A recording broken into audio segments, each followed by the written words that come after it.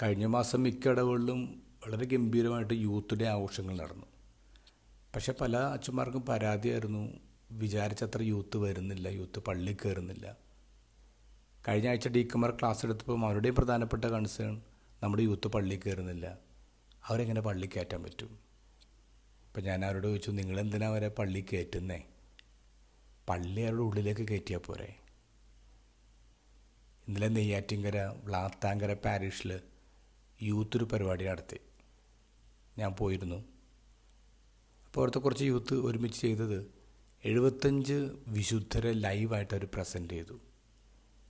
പ്രൊഫഷണലായിട്ട് മേക്കപ്പും art വർക്കൊക്കെ ചെയ്ത് ഒരു 2 മിനിറ്റ് വെച്ച് ഓരോരുത്തരുടെ ഡിസ്ക്രിപ്ഷനൊക്കെ പറഞ്ഞ് 2 മണിക്കൂറത്തെ പ്രോഗ്രാമാണ്. വേൾഡ് റെക്കോർഡ് കിട്ടി. ബെസ്റ്റ് ഓഫ് ഇന്ത്യ റെക്കോർഡ്സ് ആ വേദിയിൽ തന്നെ അവർക്ക് സമ്മാനിച്ചു. യൂത്തിനെ പള്ളിക്കയറ്റാൻ ശ്രമിക്കുന്ന സമയത്ത് ഇവിടെ കുറച്ച് യൂത്ത് പള്ളി ജനങ്ങളുടെ ഉള്ളിലേക്ക് കൊടുക്കുകയാണ്, വിശുദ്ധരെക്കുറിച്ചുള്ള അറിവ് ഇങ്ങനെ കൊടുക്കുകയാണ്. നമ്മൾ പലപ്പോഴും ഈശോനെ കൂടാരത്തിൽ ഒതുക്കാൻ ശ്രമിക്കുന്ന ആൾക്കാരാണ്, കാര്യങ്ങളെ റിച്വലൈസ് ചെയ്യാൻ ശ്രമിക്കുന്ന ആൾക്കാരാണ്. എന്ത് ഗോസ്പലിൽ പത്രോസ് ചെയ്തവരെ മൗണ്ടൻ ടോപ്പ് എക്സ്പീരിയൻസ് കിട്ടിക്കഴിയുമ്പോൾ പത്രോസ് പറയും, നമുക്കിവിടെ 3 കൂടാരങ്ങൾ പണിയാം. മോശയും ഏലിയും ക്രിസ്തുവിനെയും ഒരേ തട്ടിലേക്ക് പത്രോസ് കൊണ്ടുവരാൻ ശ്രമിക്കുകയാണ്. അവിടെയാണ് ദൈവപിതാവ് ഇടപെടുന്നത്. കാരണം ആർക്കു വേണ്ടിയാണോ ഈ മോശയും ഏലിയായും സ്ഥലമൊരുക്കാൻ വന്നത്, ചൂണ്ടിക്കാണിക്കാൻ വന്നേ, അവനോടൊപ്പം ഒരു തട്ടിലേക്ക് പത്രോസ് ക്രിസ്തുവിനെ താത്തുകയാണ്.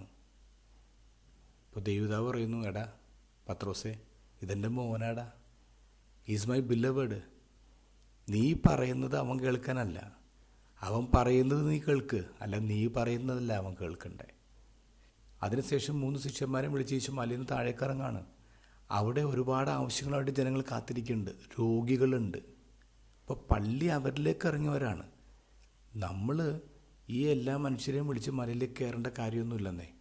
നമുക്ക് ക്രിസ്തുവിനെ ജനങ്ങളുടെ ഇടയിലേക്ക് ഇറക്കിക്കൊണ്ടുവരാം. അപ്പോൾ പള്ളി അവരുടെ ഉള്ളിലാവും.